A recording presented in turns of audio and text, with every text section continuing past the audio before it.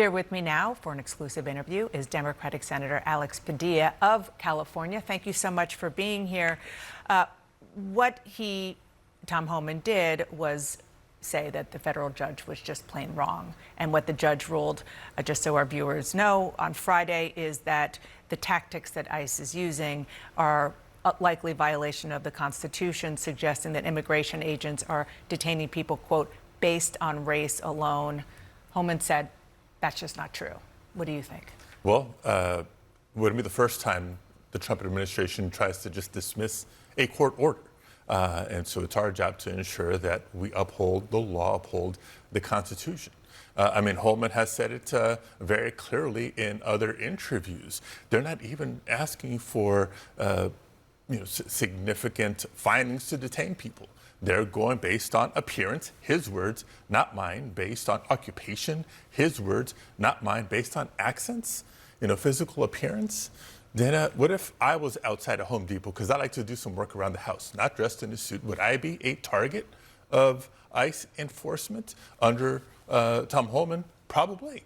And it's just wrong. It's not just due process rights that have become the concern, but racial profiling. When federal agents involved in immigration enforcement are using racial profiling, they're not enforcing the law, they are breaking it. And I basically asked him about that. He said that he's being misunderstood, that it's factors with an S and not a factor like the way somebody looks or the way they talk. Yeah, but he laid out the factors that he's encouraging them to consider.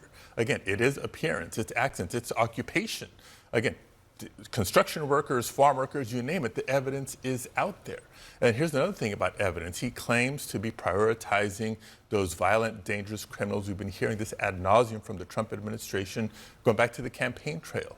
The numbers suggest otherwise. The vast majority of people that have been detained, and even those deported, have no serious criminal conviction history.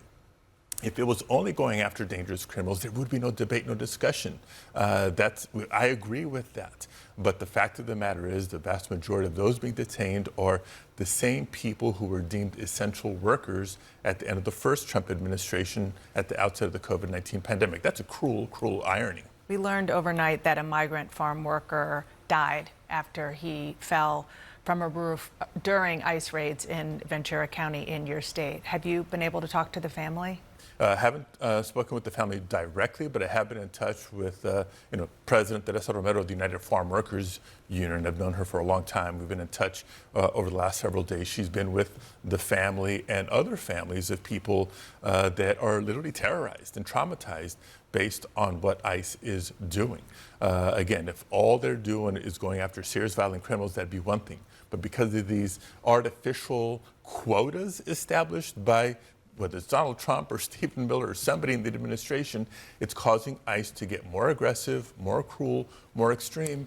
And these are the results. It's people dying because of fear and terror caused by this administration.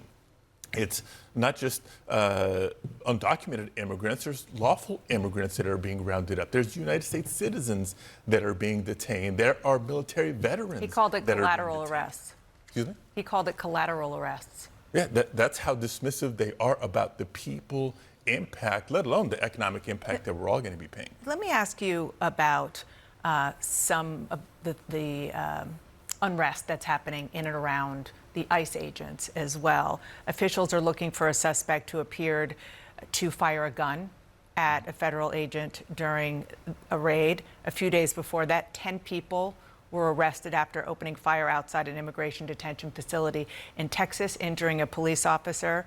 Authorities say it was a planned ambush. Earlier this week, a man with a rifle and tactical gear was shot dead after firing at Texas Border Patrol, at least the facility. Are you worried that heated rhetoric around this and around the policies are actually putting law enforcement agents at risk? First, let me just denounce any violence. Any violence against law enforcement is unacceptable.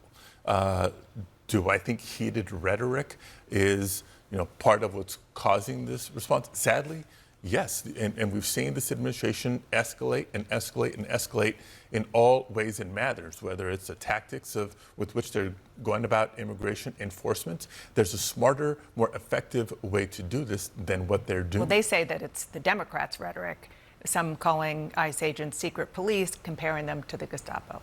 Well, I wouldn't use those words, but I do have concern when there are no requirements for ICE agents or other federal agents involved with the immigration enforcement actions to not even identify themselves. I mean, if you're a member of a working class immigrant community and you see unmarked cars roll into your community, people getting out of those cars with no identifiers that they are law enforcement, and literally not just detaining, in your mind, maybe kidnapping. So that's why Senator Booker and I have this bill to require that identification for ICE agents or anybody involved with immigration enforcement. It's for the safety of the officers and agents, as well as safety for the community, and to protect against people exploiting the circumstances, impersonating ICE agents, and getting involved with burglary, theft, kidnapping, sexual assault, and worse. The president, as you know, says that they wear masks to protect their own identity from people who want to go after law enforcement. I do want to change gears because we're almost out of time to the tariffs that President Trump announced this weekend. 30% tariffs on goods from Mexico, 35% tariff on goods from Canada starting August 1st. Canada and Mexico are two of your state's biggest trading partners. Do you think, A, they will go into effect?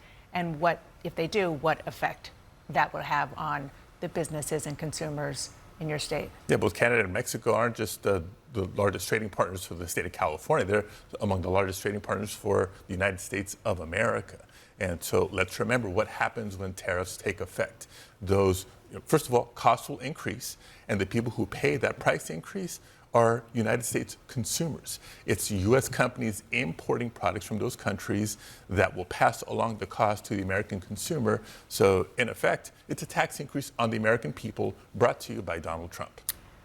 I do want to ask about something that is not just bubbling, but kind of exploding within the MAGA movement, and that is the Jeffrey Epstein case, specifically the way the Trump administration has handled it. The president's defending the Attorney General, Pam Bondi, after the DOJ released a memo saying that, contrary to what we've heard from them before, that there is no so-called Epstein client list. You are on the committee that oversees the Department of Justice. Are you going to push them to overturn any and all Epstein files? So, well, I think we have in the past, but it wouldn't be the first time there's a say one thing, do another coming out of Donald Trump. Say one thing on the campaign trail, and then once in office, have a change of tune. Fortunately, it's another sign of the chaos and disorder within the Trump administration. So you have in the past. Are you interested in seeing these files? Is it something that's a priority for Democrats? I think it's the first question is whether the list they claim to exist exists. They can't have it both ways. Okay. Senator, thank you so much for being here. Appreciate it. Thank you, Dana.